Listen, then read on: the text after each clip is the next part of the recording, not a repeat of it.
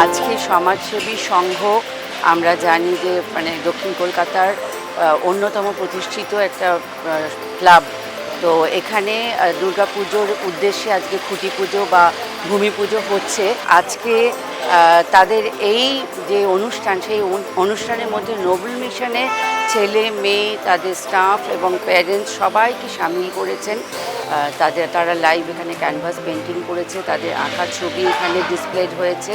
তো এই সব কিছুর জন্য আমরা ধন্যবাদ জানাচ্ছি সমাজসেবী সংঘের উদ্যোক্তা এবং সদস্যদের, এবং বিশেষ করে অরিজিৎ বাবুকে।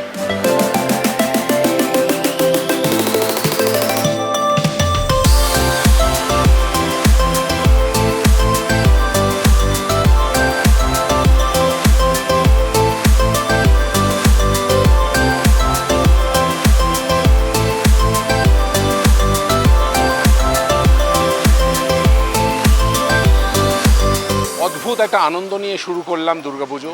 আজকে এই যে আমি কিভাবে ধন্যবাদ দেব আমি জানি না নোবেল মিশন অফ সাউথ ক্যালকাটাকে।